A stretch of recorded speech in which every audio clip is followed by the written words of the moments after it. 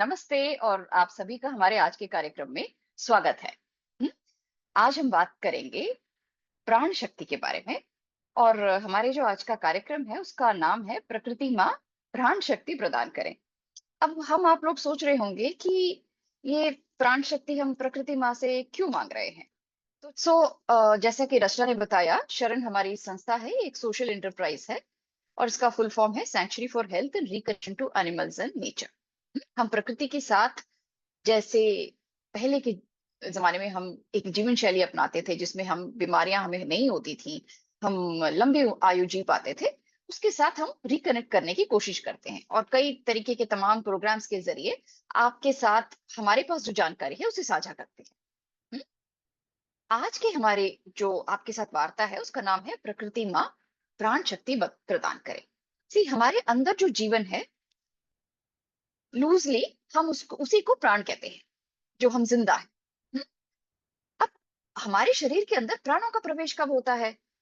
जब एक स्त्री प्रेग्नेंट होती है, जब एक पुरुष का शुक्राणु एक स्त्री के ओवम के साथ जुड़ता है, हम्म, अंडाणु के साथ जब जुड़ता है, जब एक बच्चा हमारे गर्भ में बनना शुरू होता है, तब हमारे अंदर प्राण प्रवेश करते हैं।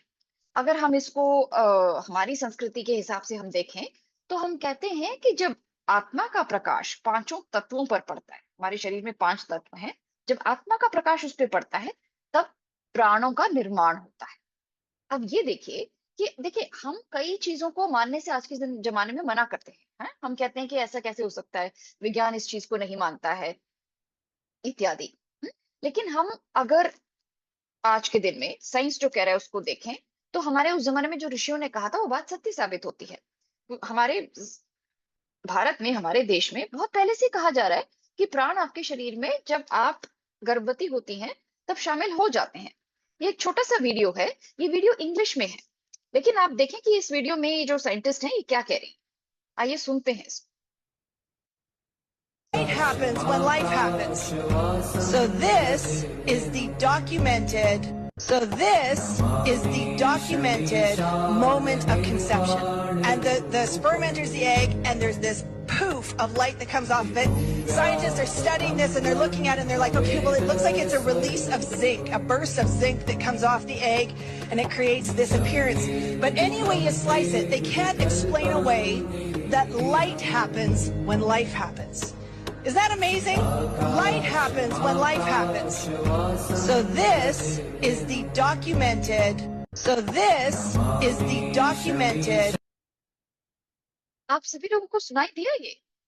रचना, आपको सुनाई दिया क्या कि उस छोटे से वीडियो में क्या कहा जा रहा है? उसके साथ-साथ मुझे कुछ और म्यूज़िक भी आ रहा था इसलिए हाँ, हाँ, हाँ, बेसिकली थोड़ा-सा उसके अंदर इनबिल्ट म्यूजिक है। सो ये जो हाँ, वैज्ञानिक है, ये कह रही हैं कि जब एक ओवम और एक स्पर्म आपस में मिलते हैं, उस समय एक प्रकाश सा निकलता है। हुँ? तो ये प्रकाश क्या है? ये प्राण है, जो एक उस छोटे से एक बिंदुनुमा बच्चे के शरीर में अभी घुस रहे हैं, प्रवेश कर रहे हैं। उसके बाद एक बच्चा जो है, वो बनेगा। वो स्त्री प्रेग्नेंट हो गई है। तो ये साइंटिफिकली अब बताया जा रहा है। लेकिन ये हमारे ऋषि मुनि बहुत पहले से ही कह रहे हैं। तो ये प्राण जो है हमारे शरीर में कहाँ निवास करते हैं? ऐसा माना जाता है कि इनका निवास स्थान हमारी नाड़ी है। हमारे शरीर में 72,000 नाड़ियां मानी जाती हैं। इसमें कुछ प्रमुख है, कुछ प्रमुख नहीं है, लेकिन हमारे प्राणों का निवास कहते हैं कि हमारी नाड़ियां हैं। आप अपना मोबाइल रिचार्ज करते हैं ना, हम सभी करते हैं, राइट? किसी का 2 दिन में एक बार बैटरी डाउन हो जाती है, किसी की बहुत खास अगर फोन है तो 2.5 दिन 3 दिन चल जाता है, वरना हर दिन आपको अपना मोबाइल रिचार्ज करना ही पड़ता है। आप उसकी बैटरी चार्ज करेंगे। हम्म? कुछ इसी तरीके से हम अपने शरीर में जो प्राण है ना, इसको हम बढ़ा सकते हैं या घटा भी सकते हैं। हम्म? हमारे सोच विचार, हमारी जीवन शैली, हम किस तरीके से जीते हैं, सोचते हैं, बात करते हैं, हम जीवन कैसे चलाते हैं, उससे हमारे प्राण या तो घटते हैं या बढ़ भी जाते हैं। आप में से कितने लोगों ने प्राण प्रतिष्ठा शब्द सुना होगा? अब प्राण प्रतिष्ठा में एक ऐसी मूर्ति जो या तो पत्थर की बनी है, या लकड़ी की बनी है, या किसी धातु की बनी है, उसके अंदर प्राण फूके जाते हैं। तो इसका मतलब उसमें प्राण डाले जा रहे हैं।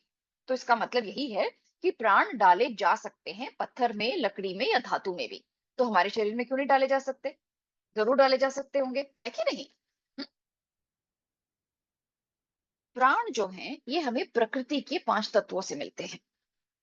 अगर हम इसको थोड़ा सा मेडिटेटिव स्टैंड पॉइंट से देखें तो कहा जाता है कि जब ये शरीर के अंदर, हम ऐसा मानते भी हैं कि हमारे सभी के अंदर एक आत्मा है कि नहीं? हम जब मृत होते हैं तो कोई चीज है जो बाहर चली जाती है।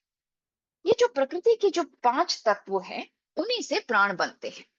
और उन पांचों तत्वों को ताकत कौन सी चीज देती है? ऐसा माना जाता है कि इन पांचों तत्वों को ताकत हमारी आत्मा से मिलती है। सो आत्मा का प्रकाश तत्वों पे पड़ा और तत्वों से प्राण निर्मित हो गए। हम्म? अब चूंकि प्रकृति में ये पांचों तत्व मौजूद हैं, इसीलिए हमारे कार्यक्रम का नाम है कि प्रकृति माँ प्राण शक्ति प्रदान कर। हम इन प्राणों को वापस प्रकृति से ही प्राप्त कर सकते हैं। कैसे, वो भी देखते हैं। देखिए, हम सुबह के सूर्य को देखें, नॉट ढलते हुए सूर्य को नहीं, सुबह के सूर्य को देखते हैं तो उनसे हमारे प्राण सृजन होता है, बढ़ते हैं। हम्म? सूर्य क्या है? अग्नि तत्व। हम्म? अगला देखते हैं जल। लेकिन प्राकृतिक स्रोत होना चाहिए जल का, वो बॉटल्ड वाटर नहीं, ना ही नल का पानी या आरओ का पानी। ये कंप्लीटली जो है ट्रीटेड वाटर है, डीमिनरलाइज्ड है, इसमें आपको प्राण देने लायक ताकत नहीं होती। इसलिए प्राकृतिक स्रोत जो है पानी का, वो आपको प्राण देता है। आप में से कितने लोग हैं जो पहाड़ों पे जिन्होंने यात्रा की है? मुझे चैट बॉक्स में लिख के बताएं। और जो ऊपर जो पहाड़ी में जाते हैं तो झरने का जो पानी बहता है, किस किस को शौक है उस पानी को पीने का? हम भी अपने साथ जैसे जहां हो सके अब प्लास्टिक की ही सही बोतल लेके जाते हैं, और झरने का पानी बह रहा हो तो उसे भर के पीते हैं। पीते समय वो पानी कितना स्फूर्तिदायक होता है कि नहीं? हमारी अगर शरीर के अंदर थकान भी हो तो वो थकान गायब हो जाती है। बहुत ही स्फूर्ति महसूस करते हैं। हम्म? लेकिन यही हम अपने नल का पानी या आरओ का पानी पी के उतना स्फूर्ति महसूस नहीं करते। क्यों? क्योंकि उसमें प्राण देने लायक कुछ नहीं होता है। कंप्लीटली डीमिनरलाइज्ड ट्रीटेड पानी है जो हमारे नलों में या हमारे आरओ के जरिए हम तक पहुंचता है। हम इस चीज को जब समझ लें तो हम पानी को इन्फ्यूज करना शुरू कर देंगे। इन्फ्यूज आप कैसे कर सकते हैं पानी में? हम्म? आप चाहें तो अपने जो आरओ का ही पानी है उसमें 2 कार्डामोम डालें, उसमें आप तुलसी के पत्ते डालें, पुदीना के पत्ते डालें, धो के अच्छे से उसको डालें। लेकिन आप ज्यादा दिन तक नहीं रख सकते। लेकिन जब आप उस पानी को पिएंगे 24 घंटे के बाद या कम से कम 12 घंटे के बाद, तब आप देखेंगे कि उस पानी का अपना एक बहुत ही अच्छा स्वाद है। वो पानी आपको फिर भी रिचार्ज करता है अंदर से। लेकिन सिर्फ आप खाली आरओ का पानी या नल का पानी पिएंगे तो आपको रिचार्ज तरीके से नहीं कर पाता है। तीसरा, हमें प्राण प्रकृति से मिलते हैं जो कि पृथ्वी का तत्व है। आपने अगर पहाड़ों में जाते हैं या फिर कहीं छुट्टियों पे जाते हैं, आपने देखा होगा बड़े बड़े पेड़ जहां पर हो, उस जंगल के बीच से जब आप गुजरते हैं, आपको अजीब सी स्फूर्ति महसूस होती है। आपको ऐसे लगता है कि आपकी सारी थकान दूर हो गई, वहीं रह जाए। कितने लोग हैं? मुझे पहाड़ बहुत पसंद है और मुझे खुद हमेशा ऐसा लगता है कि प्रकृति के साथ जुड़े रहने से, पहाड़ों में जाने से जान में जान आ जाती है। प्रकृति या पृथ्वी जो है ये जीवनदायी है। इससे जब हम जुड़ते हैं, हमारे अंदर प्राण ऐसे लगता है कि वापस आ जाते हैं। हमारे अंदर प्राण आ ही जाते हैं, ऐसा नहीं है कि लगता है, प्राण आ ही जाते हैं। उसके बाद आता है वायु। बहुत ठंडी सुखद अगर हवा चल रही हो, उससे भी हमारे अंदर प्राण शक्ति बढ़ती है। और खासकर ऐसा जब हम समुद्र तट पे होते हैं, शाम का वक्त होता है या सुबह सुबह का वक्त होता है, तब हमें महसूस होता है। ऐसे कई लोग हैं हमारे देश में, हमारे देश से बाहर भी, जो सिर्फ वायु पे जीते हैं। विश्वास है क्या आपको कि ऐसा कुछ हो भी सकता है? ये है सांस पे जीने वाले एक व्यक्ति। इनका नाम है एलिटॉम एलमी। ये विदेशी हैं, विदेशी मूल के हैं। लेकिन इन्होंने पिछले करीब 20 सालों से कुछ भी खाया पिया नहीं है। ये सिर्फ और सिर्फ हवा पे जी रहे हैं। ये तो विदेशी हैं, लेकिन हमारे देश की जो ऋषि मुनि हैं, वो सदियों से हवा पर ही जीते आए हैं। उनमें से कईयों की कहानियां हमें मालूम है जो कि सिर्फ हवा पे जीते हैं। ये हमारे देश के हैं, इनका नाम प्रहलाद जानी है। इसको आप गूगल भी करके देख सकते हैं। ये भी कई वर्षों से बिना खाने पीने के जी रहे। तो इनके शरीर में प्राण है कहाँ से, आ कहाँ से रहे हैं, और बसे कहाँ से हुए हैं? आप बताएं। वायु से मिले ना, पृथ्वी से मिले। है कि नहीं? ऐसे लोग हैं हमारे देश में, खासकर ऋषि मुनि या जो तपस्या करते हैं, वो लोग बिना खाए पिए जीते हैं। एक बहुत ही सुंदर कहानी भी है जो सिखिज्म से आई है, निकली है। गुरु अर्जुन देव के टाइम पर उन्होंने एक सरोवर की खुदाई की थी पंजाब में। तो वहां पर एक सिद्ध पुरुष बैठे हुए थे, एक गुफानुमा जगह पर, जमीन के नीचे, और कई हजार साल से वो वहीं पर थे। उनको गुरु अर्जन देव साहिब ने बाहर निकाला और वहां पे संतोख सर का निर्माण किया गया।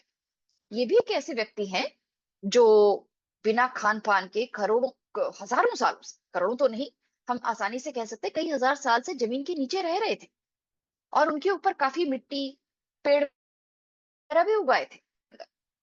तो अब आप सोचिए कि उनके अंदर प्राण कहाँ से आ रहे हैं? ना तो वो खाना खा रहे हैं, ना वो पानी पी रहे हैं, ना फिर वो कहीं बाहर आ जा रहे हैं या चल फिर रहे हैं, या ब्रह्मांड को भी देख रहे हैं। तो आप सोचें, प्रकृति के हर कण में प्राण है।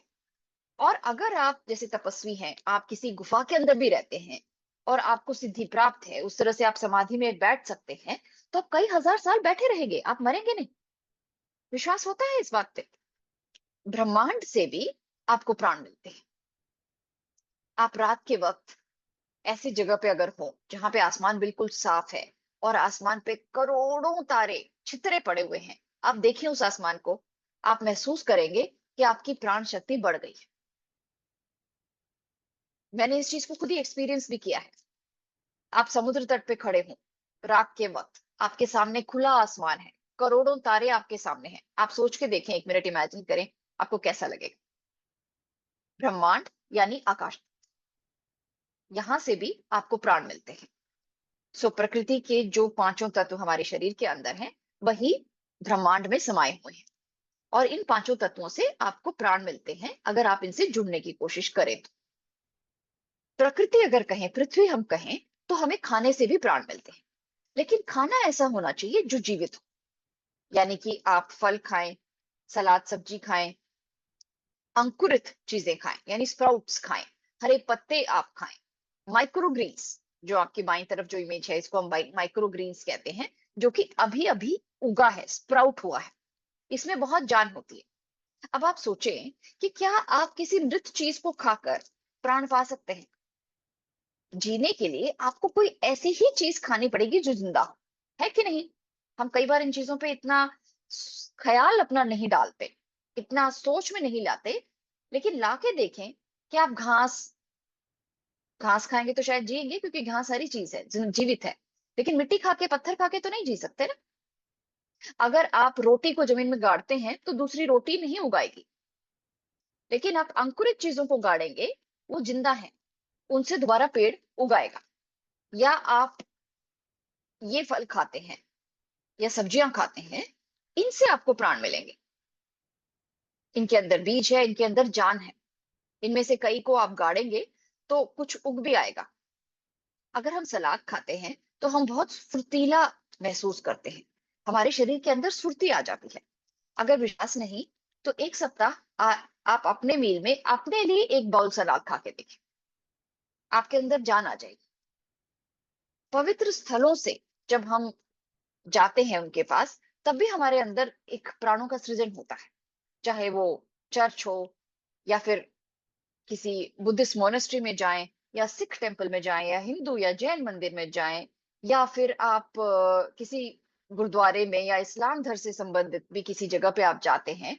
अगर उस धर्म को मानने वाला व्यक्ति बहुत प्रेम और भरोसे के साथ वहां जाता है, तब वहां उसको ऐसा लगता है जैसे मेरे अंदर प्राण आ गए। यही चीज अच्छी और पवित्र किताबों को पढ़ने में भी है, चाहे वो बाइबल हो, गीता हो, गुरु ग्रंथ साहिब जी हो, या कुरान हो। मन साफ होना चाहिए। आप अपने धर्म में जिस चीज को भी मानते हैं, उन किताबों को पढ़कर भी आप में जान आती है। कई बार हम डरे हुए होते हैं तो हनुमान चालीसा नहीं बोलना शुरू कर देते, जो आसान है, जो हमारे को बताया गया है कि इस चीज का का पाठ आप कर सकते हो, उस चीज को हम पढ़ना या बोलना या हमें मंत्र आते हो तो हम शुरू हो जाते हैं, है कि नहीं? क्यों? ताकि जो जिस डर से हमारे प्राण कम हो रहे हैं, उसको दूर किया जा सके और हम फिर से ताकत पा सकें। या फिर किसी उच्च कोटि के व्यक्तित्व वाले बंदे। यहाँ पे मैंने कुछ लोगों की तस्वीरें डाली हैं, ये सब ऐसे लोग हैं जिन्हें आप भी जानते होंगे। श्री श्री रविशंकर, महाअवतार बाबा जी, हिमानी शिवानी जी, और सदगुरु जग्गी वासुदेव, और ये हैं, ये एक योगी हैं, हम्म, जिनकी ऑटोबायोग्राफी ऑफ योगी बहुत फेमस किताब है।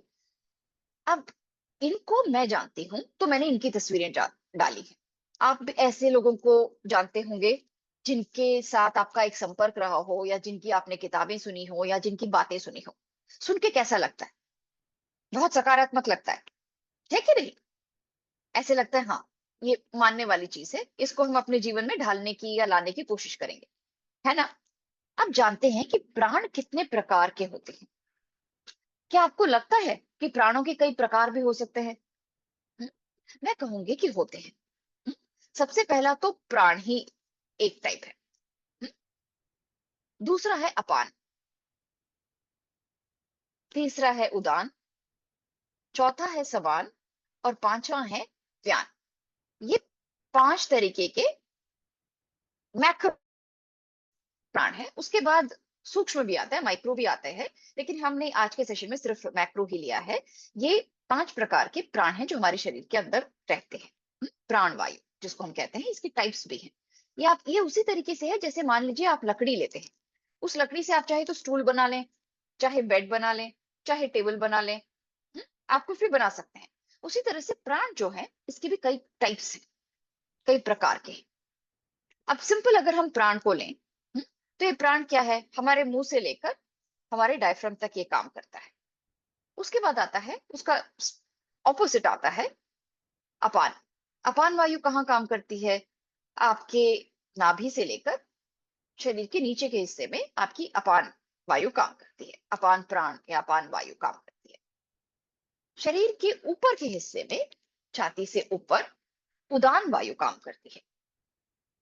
हमारे पेट में समान वायु काम करती है, और हमारे शरीर में चारों तरफ व्यान वायु काम करती है। ये जो पांचों प्राण है ना, इन पांचों प्राण के 5 अलग फंक्शंस भी हैं। इनकी जॉब रिस्पॉन्सिबिलिटी जिसको हम कहेंगे, वो अलग अलग है। अलग अलग काम है हमारे शरीर के अंदर जो ये पांचों वायु करते हैं। अब प्राण क्या करता है? हमारे खाने को और सांस को और पानी को नीचे लेके जाता है। नाक से आप सांस लेंगे, मुंह से आप खाना खाएंगे, पानी पिएंगे, ये जो प्राण है ये उसे नीचे पेट तक लेके जाएगा। सामान क्या करता है? पेट में आ गया खाना, उसको पचाता है। पैथोजेंस यानी कि जो सूक्ष्म जीव होते हैं जो आपके शरीर को नुकसान पहुंचाते हैं, उनसे सब लड़ता है। हम्म? खाने का पाचन जो है वो आपके पेट में होता है। व्यान क्या करता है? आपके शरीर में जो पोषक तत्व है, खून है और ऑक्सीजन है, उसको शरीर के बाकी हिस्सों तक लेकर जाता है। सो पूरे शरीर में व्यान वायु आपकी फैली हुई होती है। अपान वायु क्या करता है? अपान वायु जो नाभि और उसके नीचे के हिस्से में काम करता है, वो आपके शरीर से मल को बाहर निकालता है। हम्म? अब मल निकालता है, या फिर यूरिन को निकालता है, या फिर बच्चा भी जब एक स्त्री जन्म देती है, तो ये अपान वायु ही उस समय काम आती है बच्चे को बाहर धकेलने में। हम्म? या फिर मेंस्ट्रुअल ब्लड जो होता है, जब एक स्त्री को महीना आता है, तब जो खून बाहर जाता है वो भी अपान की वजह से ही जाता है। या फिर एक पुरुष का, आप हम कहें कि एजैकुलेशन जब बाहर निकलता है, तो वो भी इस अपान वायु के का ही रिस्पॉन्सिबिलिटी, उसी का काम है। उदान क्या करता है?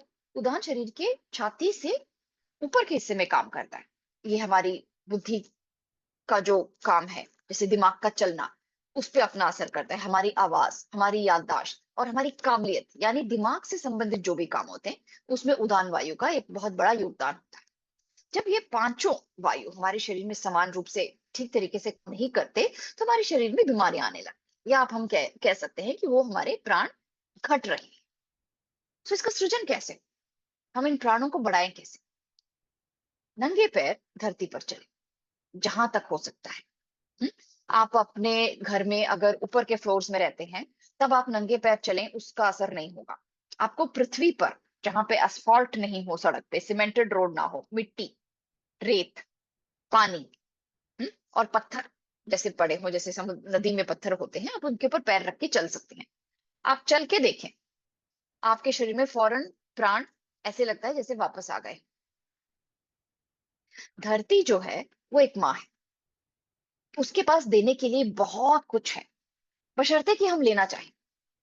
हमारे शरीर का जो चार्ज होता है वो हमारे नॉर्मल मेटाबॉलिज्म में ठीक नहीं रहता। धरती का अपना चार्ज नेगेटिव होता है। जब हम धरती पर अपना पैर रखते हैं, तो करोड़ों की संख्या में इलेक्ट्रॉन्स हमारे शरीर में आ जाते हैं, हमारे पैरों के तले से। अब आप देखें, पुराने जमाने में लोग कैसे रहा करते थे। मिट्टी होती थी, नंगे पैर ही चलते थे। अगर दूर जाना होता था तो चमड़े की या लकड़ी की खड़ाऊं पहनकर जाते थे। आज हमने क्या कर लिया है, हम पहनते हैं रबड़ की चप्पल। ये हमारे शरीर के लिए सबसे हानिकारक आविष्कार है। ये इंसुलेटिंग होता है, यानी कि पृथ्वी की जो तरंगे हैं, उनके जो इलेक्ट्रॉन्स हैं, वो हमारे शरीर तक पहुंचने नहीं देता है। ग्राउंड फ्लोर में आप रहते हैं, हमेशा हमें अब सफाई का इतना ज्यादा ख्याल हो गया है कि बार बार पैर धोना है, पैर साफ करना है, मिट्टी ना लगे। ये हमारे अंदर जो विचार जो आया है ना, ये पाश्चात्य संस्कृति का एक असर है। मैं ये नहीं कहती हूँ कि आप कभी भी चप्पल ना पहने, जूते ना पहने, जुराब ना पहने, हमेशा मिट्टी पैर में लगी रहे। लेकिन जहां हो सके, जब आप छुट्टी पर जाएं, घास पे जिसपे ओस की बूंदे हम्म, नहीं है तो भी सिर्फ घास, मिट्टी, पानी, पत्थर, रेत, इस पे पैर रखिए। घर आके पैर वापस धो लीजिएगा। 15-20 मिनट अगर आप रखते हैं, तो आपके शरीर में जो इन्फ्लेमेशन होती है, जिसको हम हिंदी में सूजन कहते हैं, वो सारी खत्म हो जाएगी। हमारी शरीर की जो एक प्राकृतिक अंदरूनी विद्युत स्थिरता है, उसको धरती वापस बना देती है। आप बेहतर सोते हैं, नींद अच्छी आती है, किसी से बातचीत करते हैं तो मन भी शांत रहता है। आप आराम से किसी की बातों का जवाब देते हैं, आपके मन में दूसरों के लिए प्रेम पैदा होता है, नफरत नहीं पैदा होती, गुस्सा नहीं पैदा होता। ये सब कहीं ना कहीं हमारे शरीर के अंदर होने वाले इन्फ्लेमेशन या सूजन की वजह से ही होता है। इलेक्ट्रॉन्स की कमी जो हमारे शरीर में हो जाती है, वो नंगे पैर चलकर हम उसको पूरा कर लेते हैं, और इस तरीके भी बनाते हैं। इसको हम अर्थिंग भी कहते हैं। इसको कम करके सूजन, तनाव और व्यथित मन को हम शांत करते हैं। बच्चों में भी इस चीज का फर्क दिखता है। अब बच्चे चाहे कितने भी गरीब हों, उनके पहनने के लिए उनके पास कपड़े ना हो, लेकिन आप देखिए मिट्टी में खेलते हुए बच्चे आपको अक्सर गैजेट्स से खेलते हुए बच्चों की अपेक्षा ज्यादा खुश नजर आएंगे। आप गांव जाके देखें, और वो हमारे भारत का वो हिस्सा जो एक्चुअली गांव है, जहां बच्चे नंगे पैर घूम रहे हैं, उनके पास ज्यादा कुछ नहीं होगा। सादा कपड़े होंगे, या फिर जैसे आप इस इमेज में देख रहे हैं, बस उन्होंने नीचे ही कुछ पहना हुआ है। आप इसको कहें कि सिंपली जैसे लंगोटधारी भी होता है, वो ज्यादा खुश रहता है। हम्म, आप पहले के जमाने में, हाँ जी, आप कुछ कह रही थी रचना। नहीं, वही सुषमा जी ने कहा होते हैं, मनीषा हम्म जी बोली, हाँ। हम्म देखिए, पहले के जमाने में हमारे देश में जहां मंदिरों का निर्माण होता था, ये एक कुंड है। आपके बाईं तरफ जो इमेज है, ये किसी मंदिर का कुंड है। क्या होता था, लोग दूर से आते थे, कुंड में ना तो नहाते थे या अपने पैरों को गीला करते थे, उसके बाद वो मंदिर में जाते थे। तो इससे क्या होता था, नंगे पैर चले और गीला पानी भी है, तो आप जैसे आपके पैर गीले भी हैं। और ये बहुत अच्छा एक कॉम्बिनेशन है, जब आपका पैर गीला हो और मिट्टी या धरती पर, आपके शरीर की इन्फ्लेमेशन को दूर करने के लिए। आप गुरुद्वारों में भी जाएं, आप पहले पानी से अपने पैर को गीला करेंगे, फिर आप गुरुद्वारों में चढ़कर ऊपर जाएंगे। तो एक पुराना सिस्टम बनाया हुआ था हमारे पूर्वजों ने, हमको सेहतमंद रखने का। अब हम वो सब धीरे धीरे उससे दूर हो रहे हैं। अब हम देखेंगे कहीं पर भी मंदिर बना है, उसमें ऐसे कुंड हैं भी, तो उस कुंड के पास कोई जाता नहीं है। हाँ, गुरुद्वारों में कुछ सिस्टम ऐसा बना हुआ है कि आपको पैर धोकर ही जाना है, तो आप चले जाते हैं। लेकिन इस कुंड को बनाने का पहले के जमाने में एक मकसद हुआ करता था, वो ये कि आपके शरीर को सेहतमंद रखना, आपके शरीर में प्राणों को पुनः जो है स्थापित करना। तो हम कैसे बढ़ाएंगे अपनी प्राण शक्ति? नंगे पैर चलेंगे, प्रकृति में वक्त बिताएंगे, जहां तक आपसे हो सके। आप अपने गांव में हैं, छुट्टियों में बच्चों को ले जा रहे हैं, थोड़ा टाइम उन्हें नंगे पैर घूमने दीजिए। आपके पैर में रबड़ की जो चप्पल है, वो काफी हानिकारक है। ना सिर्फ वो इंसुलेटिंग है, यानी कि पृथ्वी की तरंगों को शरीर में प्रवेश करने नहीं देती, पर ये भी होता है कि वो जब आप रबड़ की चप्पल, हमारे देश के क्लाइमेटिक कंडीशन के वातावरण के हिसाब से जब रबड़ गर्म होता है, उसमें से जो केमिकल्स निकलेंगे वो आपके शरीर के तलों के जरिए आपके शरीर के अंदर प्रवेश करेंगे। कई हजार सूक्ष्म स्पॉट्स है, नर्व एंडिंग्स, जिससे कि आप कई चीजों को प्रकृति से सोखते हैं। जब रबड़ की चप्पल पहन लेते हैं, आप सोख नहीं पाते। अपने हाथ से खाना खाएं, जब जहां हो सके अपने घर के अंदर, आपकी अपनी जो प्राइवेसी है, जहां आप कोई देख नहीं रहा, तब तो आप हाथ से खा सकते हैं ना? बताएं मुझे। क्योंकि जब आप चम्मच से खाना खाते हैं, इसका कई तरीके से एक दुष्परिणाम भी होता है। यानी कि चम्मच जो है एक मेटल है जो आपके और खाने के बीच में है। आपके ब्रेन को ठीक तरीके से सिग्नल नहीं जा पाता। हमारे हाथों में भी नर्व एंडिंग्स, जब हम खाने को हाथ से छूते हैं, उस नर्व एंडिंग के जरिए हमारे ब्रेन को मैसेज पहुंचता है कि ये वाला खाना आ रहा है और ये इस तरीके का है। आप जब उसको हाथ से छूते हैं, आपके हाथों में जो बैक्टीरिया है, सारा बैक्टीरिया हार्म नहीं करता है, आपका नुकसान नहीं पहुंचाता है, वो आपके शरीर में जाता है और आपके पाचन में भी मदद करता है। ब्रेन को सिग्नल जाता है। ये चीजें तब नहीं होती जब आप चम्मच से खाते हैं। इसलिए हाथ से खाना भी आपकी प्राण शक्ति को बढ़ाने के लिए बहुत ही जरूरी है। आप में से कितने लोग हैं जो कम से कम अपने घर में रोटी हाथ से तोड़ के खाते हैं? रोटी को ही चम्मचनुमा बनाकर दाल में डिप करके खाएं। ये छोटी छोटी चीजें हैं, छोटे छोटे टिप्स हैं। नंगे पैर चलना, जब आप अपने प्राइवेसी में हो, जब आप किसी पार्टी में जाते हैं, शादियों में जाते हैं, ठीक है, तब अलग बात है। आपको लोगों के साथ एक तरीके से रहना है, इसलिए आप उस समय चम्मच से खा रहे हैं, खड़े होके खा रहे हैं। हमारे यहाँ तो ना खड़े होने का खाने का रिवाज था, ना चम्मच से खाने का रिवाज था। बिठाकर चौके में ही सबको खाना खिलाया जाता था। बताइए कितने लोगों को इस चीज का अनुभव है? हम्म? मुझे तो याद है, जब हम छोटे थे, हम हाथ से खाना खाते थे जमीन पर बैठकर, और ज्यादा खुश भी रहते थे। तब इतनी अमीरी भी नहीं थी, लेकिन खुशी बहुत थी। अब अमीरी आ गई है, खुशी थोड़ी कम हो गई है, प्राण शक्ति भी थोड़ी कम हो गई है। कितना भी अच्छा खाएं, अब लगता है जान ही नहीं है ना? हाथ से खाना खाएं। जो चीजें मृत है, वो आपको जीवन नहीं दे सकती। इसलिए जो आपके प्लेट में आते समय, अब आप ये कहेंगे कि रोटी भी मरी हुई चीज है, लेकिन कम से कम उसको मारते समय उसको दुख दर्द तो नहीं हुआ है ना? मांस, अंडा, मछली मृत है, और जो मृत है वो आपको ज्यादा जीवन नहीं दे पाएगा। ज्यादा क्या, बिल्कुल भी नहीं दे पाएगा। और अब तो जिस तरीके से इन चीजों को ये हमारे पास पहुंचती हैं, इसमें बहुत सारी हानिकारक तत्व भी हैं जो आपके शरीर को हानि पहुंचाते हैं। हम्म? इसलिए जिसमें जान देने की ताकत है, वो चीजें खाएं। दुग्ध आहार जो दूध से संबंधित है, यानी दूध है, दही है, मक्खन है, चीज है, ये सब चीजें भी आजकल हानिकारक हो गई हैं, क्योंकि अब ये इंडस्ट्री बन गया है। इंडस्ट्री नहीं था, हमारा मेटाबॉलिज्म भी अच्छा था। आप थोड़ा पहले की वीडियोस देखें, 1920s की या 30s की, आपको कोई भी मोटा आदमी, ओबीस आदमी नहीं नजर आएगा उसमें। सभी लोग दुबले पतले ही नजर आएंगे। जो खाते थे उसको पचा भी पाते थे। मेटाबॉलिक रेट जो था शरीर का, वो काफी हाई था, अच्छा था, बहुत दूर तक चलते भी थे। अब हम थोड़ी थोड़ी दूर के लिए गाड़ी उठा लेते हैं, चलना नहीं है, आराम करते हैं, लेकिन खान पान हमने बदला नहीं है। अगर खान पान बदलेंगे नहीं, जीवन शैली जो हो गई है उस हिसाब से, तो सेहतमंद कैसे रह सकते हैं, बताएं। अब ये आहार जो है, ये बहुत सारे केमिकल्स, हॉर्मोन्स और अन्य जो हानिकारक तत्व होते हैं, वो सब मिलाकर हमारे पास आ रहा है, इसलिए हमें बीमारियां देता है। प्राण शक्ति आपकी, आप कंटिन्यू करेंगे उसको खाते खाते खाते खाते, तो एक वक्त पे आके आपकी प्राण शक्ति क्षीण होने लगेगी। तो क्या करें? और हाथ से खाना खाएं, उसके बाद रात को खुले आसमान को देखें। आप जहां भी रहते हैं, जितना हो सकता है कोशिश करें।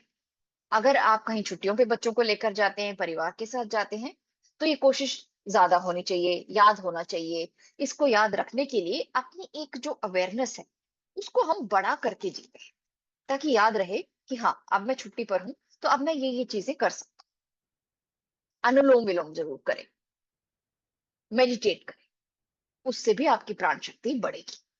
शरण की जो पंच बिंदु योजना है वो आपकी प्राण शक्ति को बनाने में बहुत मददगार साबित होती है।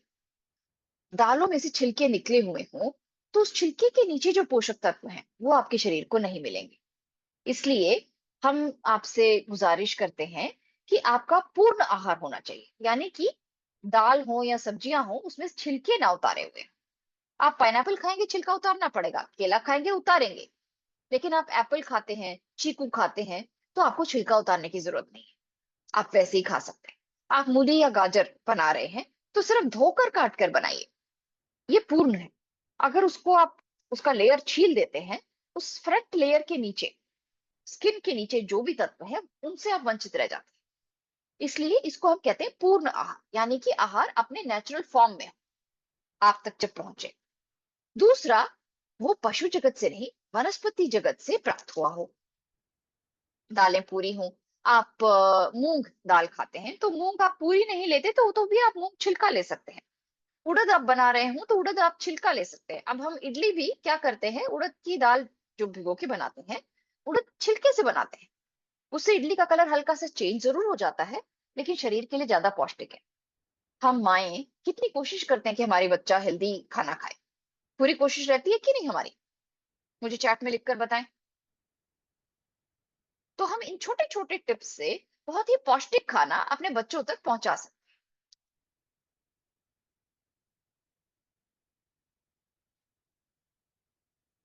नीलिमा जी, ये वाकई में बहुत ही एक मुश्किल विषय है कि स्कूल में कैसे कहा जाए। आप किसी तरीके से अगर कन्विंस कर सकें कि देखो बच्चे को ये आदत है, हम्म, और हम हाथ से खाना खाएं तो इसमें गलत ही क्या है। बड़ा होगा तो अपने आप सीखेगा, कुछ इस तरह से करके चलाने की कोशिश करें। या तो फिर जैसे बच्चा थोड़ा सा बड़ा होता है उसको कन्विंस करें कि स्कूल में बेटा जैसे स्कूल कहता है वैसा खा लो, घर आते ही हाथ से खा रहा है खाना खा सकता है वो। तो इस तरीके से एक प्रैक्टिकल सोल्यूशन। बहुत अजीब है आजकल। My Neiphiu does lot of नखरा टू ईट फूड। ओके, बच्चे पिकी और चूजी तो होते हैं। हम्म, लेकिन अगर उनको आप प्राकृतिक चीजें, आप गाजर दे दें, टमाटर दे दें, बोले इसको खाओ, तो कई बार उसको खाने में उनको ज्यादा मजा भी आता है, क्योंकि जो उसमें से टपकता है उसको चूस चूस के खाते हैं, वो उस तरह से मजे ले लेकर खाते हैं। अगर आप उसको बिठाकर बहुत सही और सुंदर तरीके से खाना सिखाएं तो उससे उसको वो नहीं मानते। मैंने ये भी देखा है। सो कई तरीके के टेक्निक्स हमें अपनाने पड़ेंगे मनीषा जी, है ना? जैविक हो, जहां तक हो सके खाना ऑर्गेनिक है तो ज्यादा बेहतर है। B12 और D3, इन दोनों को सब्स्टिट्यूट तो जरूर करना पड़ेगा, क्योंकि जब हम प्लांट बेस्ड, जिसको हम कहते हैं वनस्पति जगत पे आधारित हम जो खाना है उस पे आते हैं, तो हमें हमारे शरीर के अंदर B12 और D3 की कमी हो जाती है। हम सिर्फ अगर वनस्पति जगत से प्राप्त आहार खाने लगेंगे, थोड़ी देर में हमें लगेगा कि शरीर कमजोर हो गया है, मैं चला नहीं पा रहा। फिर हमें लगेगा यार वो जो हम खा रहे थे ना, दूध दही घी मक्खन पनीर, वो दोबारा शुरू करते हैं, ये इससे चल नहीं रहा। चल इसलिए नहीं रहा क्योंकि B12 कम हो जाता है। D3 जब कम हो जाता है तब भी शरीर में बहुत बीमारियां आती हैं। तो इन दोनों को आप सब्स्टिट्यूट करने की कोशिश करें। He wants meat all time. Ma'am ये ना आदत है जो हमने दी हुई है कि नहीं? अगर आप बच्चे के सामने अपना एक बाउल पूरा सलाद बना के खाएं और उसको भी कहें कि ये खाओ, या फिर उसको किसी तरीके से समझाएं कि बेटा उसको दर्द होगा ना, हुआ ना, तो हम कैसे ऐसे कर सकते हैं? तो बच्चे अक्सर बहुत ही कंपैशनेट होते हैं, सॉफ्ट हार्टेड होते हैं। हम्म जब हम ऐसा इस तरह से बात करते हैं तो वो समझने भी लगते हैं एट सम पॉइंट, किसी एक बिंदु पर आके समझते हैं। तो चलिए अपनी प्राण शक्ति को प्रकृति के साथ जुड़कर बढ़ाते हैं, हम्म? और सेहतमंद और खुश रहते हैं। आप में से कई लोग ऐसे भी होंगे जो शरण के साथ पहली बार जुड़े हैं, तो शरण आपकी कई तरीके से सहायता करता है। हमारी एक वेबसाइट है www.sharan-india.org, उस पे आप हमसे जुड़ सकते हैं। फेसबुक, इंस्टाग्राम, ट्विटर पे भी हम हैं, सब पे भी हम हैं। यूट्यूब चैनल है शरण इंडिया लाइफ, हेल्थ रिट्रीट्स हम ऑर्गेनाइज करते हैं। ऑनलाइन इवेंट्स भी काफी सारे हैं जिसमें अगर आपके शरीर में कोई ऐसी बीमारी है जिसके लिए आपको कंसल्टेशन चाहिए, डॉक्टर की मदद चाहिए, तो आप कंसल्टेशंस ले सकते हैं। हमारे कई सारे फैबुलस बहुत ही अच्छे हमारे शेफ्स हैं, कुकिंग क्लासेस आप अटेंड कर सकते हैं, सेमिनार्स हैं, वर्कशॉप्स हैं, बहुत सारे हमारे फ्री टॉक्स हैं। और फिट तक पे भी डॉक्टर नंदिता शाह के काफी सारे वीडियोस हैं, हिंदी वीडियोस भी हैं, उस पे इंग्लिश भी हैं। आप फिट तक पे जाकर उस चैनल पे जाके आप डॉक्टर नंदिता शाह टाइप करें तो बहुत सारे वीडियोस आ जाते हैं।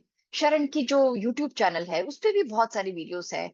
हमारी वेबसाइट में 600 रेसिपीज हैं, इतने सारे रेसिपीज हैं आप बना बना के थक जाएंगे। बहुत सारी चीजें आप खुद ट्राई कर सकते हैं। Weight loss program, detox program, free talks, salad revolution है, इसको हिंदी और इंग्लिश दोनों भाषाओं में हम करते हैं कि सलाद बना के कैसे खाएं। बुक्स और पब्लिकेशंस है। इन सब चीजों के साथ आप हमारे साथ जुड़े रह सकते हैं। तो आगे बढ़ते हैं एक साथ एक बीमारी मुक्त जीवन बिताने के लिए।